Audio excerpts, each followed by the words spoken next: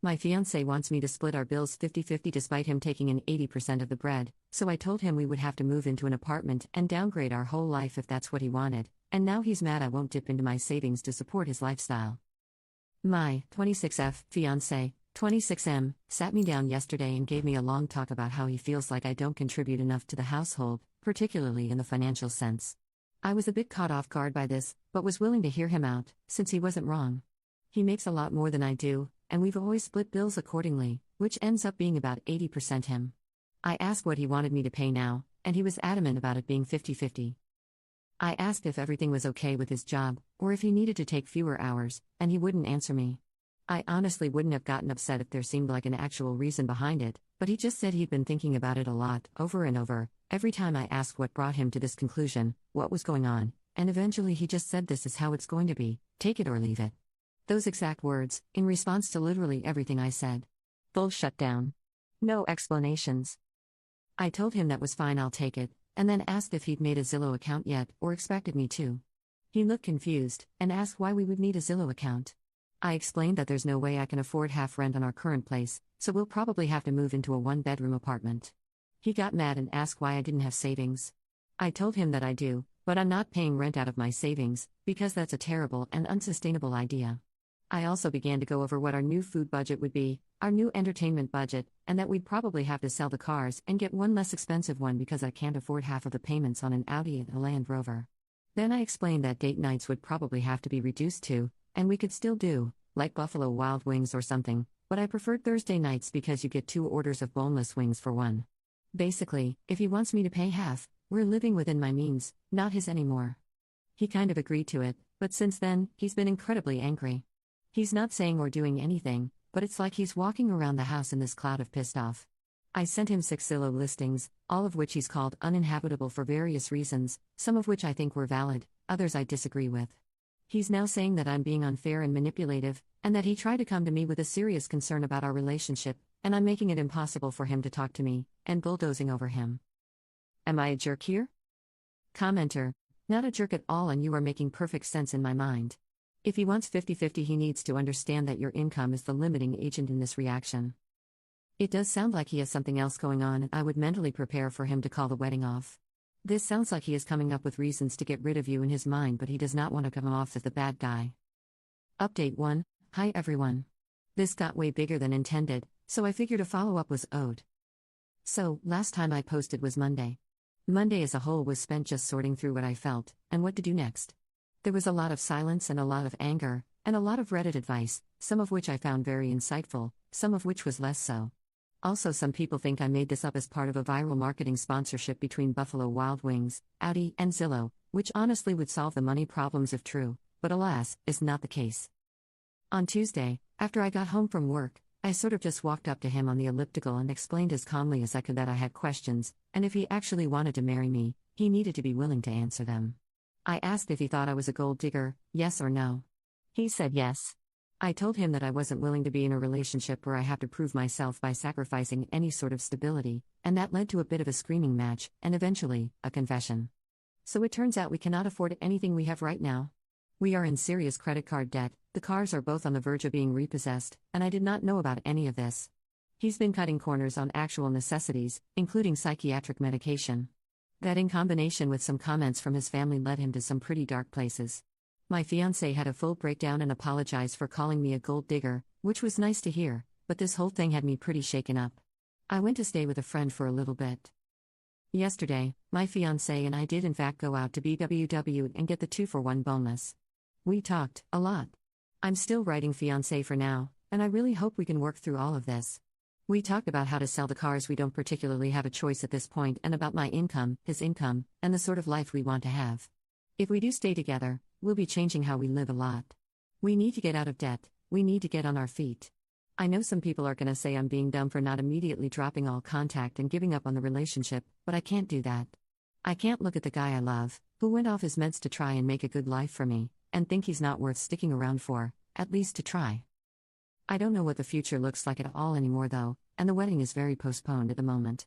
Sorry this wasn't a more fun update. Commenter 1. Someone going off their psych meds for you is not romantic or sweet. It's extremely concerning. Going off meds that are needed to try and pay for fancy things you don't need is not a good partner. It's irresponsible. I sincerely hope you can recognize that op and get your partner the help he so desperately needs. Commenter 2. I don't think I could get past the financial betrayal. Now, instead of enjoying this time in life, you're swimming in shark-infested waters, and if you get this cleaned up, he can put you right back in before you know it. Good luck, but go to talk to someone. Therapist, financial planner, etc. Update 2. Editor's note: Oh, P makes a list of everything she loves about her husband, assumably in response to the comments that say he's terrible. 1. Pretty as fudge. This is the most physically attractive man I have ever met. Literal golden curls like a Da Vinci painting, crystal blue eyes, just so pretty it gives me butterflies whenever he looks at me sometimes. 2. Best I've ever had in bed. Very good at just about anything, actually likes going down, and makes me see stars. I have never been in a relationship that was as satisfying as this one, and there's no way I'm going back after this. 3. His voice is very sexy. Especially when he speaks Russian. He also speaks French, Spanish, and apparently Latin? But Russian is my favorite. 4. Got a vasectomy so I could go off birth control. He was the one to suggest it, because he saw how much I hated those stupid pills, and he was willing to get an actual surgery for me. 5. Full of little surprises and adventures. He's always doing things like getting me wildflowers, making my favorite breakfast before I wake up, or even planning little day adventures for us to go on together. Life is never mundane because he's always making it special. 6. Actually does housework. Does not need to be asked to do housework. He actually does more of the cleaning than I do, and I cook most of the meals, because he thinks that sweeping and mopping floors is meditative. I do not know how I got this lucky on this one. 7. Plays guitar. Really, really well. It's very attractive. 8. Can physically pick me up and carry me around and does this often. I am not a small woman, to be clear. This is legitimately impressive and makes me feel so nice. 9. Reads. I can actually talk about books. With him. You have no idea how rare this is, especially to find a guy who'll read anything I say. Oh, I like this. You do not comprehend the feeling of mentioning offhandedly that you're reading Midnight Sun and having him come to you the next day after spending all night reading so that you could talk about it together until you live it. 10. Has shown me that there is actual romance in life and that I deserve more than a flat, boring relationship devoid of orgasms or dancing in the rain or music.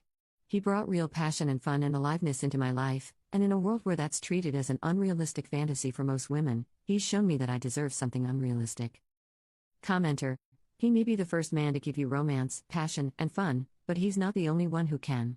These things are great right now, but long-term stability depends on much more important factors. Financial problems are a leading cause of divorce because once the fun stage is over, you're simply faced with a crushing reality.